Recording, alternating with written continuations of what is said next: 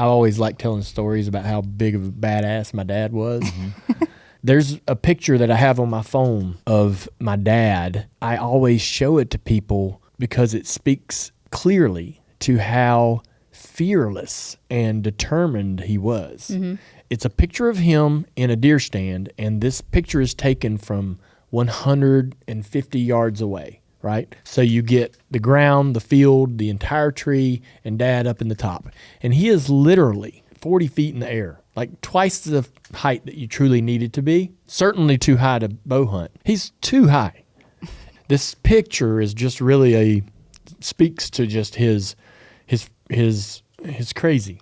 He's right? crazy, yeah.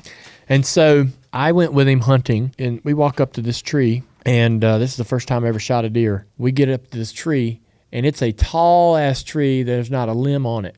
Right at the very top, this tree split, and he had a couple 2x4s with a chain up in this tree. And so he had two 2x4s nailed across the Y that were kind of arm height if you're sitting in the stand. We get to the bottom of this stand, and I'm just going to do whatever he says, right? So he goes, all right, you start up, and I'll go up behind you. I can barely reach the pegs. They're so spread apart. He put these pegs as far apart as possible. So he didn't have to do so many. So he didn't have to put so many in there. Yeah. But I can't get my foot to the next peg. All the way up this tree, I'm crawling up this thing, and he's having to push each foot. Insane. He's having to, because I would get my foot up, and I'd be about 6 inches or so short of the next peg, and he would push my foot from underneath to the next peg. Oh my gosh. We finally get up in there. I've been terrified all this way up. Yeah. I'm scared. You're already traumatized. I'm scared more for him, than me. Why? It's a hard thing to explain or understand, but I wasn't really worried about me. If something happened to me, he was there. If I fell, if I got hurt, the greatest man on earth was going to be there to take care of me. Hurt, what's going to happen? But if Daddy gets hurt, we're both screwed here. We finally get up there, and I'm so relieved.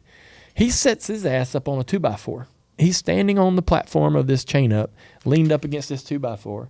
This thing is nailed into that tree by what? I don't know. And I'm sitting on the stand, and I'm like, I don't love this. I don't like this. He don't give a He's just whatever. We sat there for a couple hours. We shot a deer. I shot that deer at 150 yards.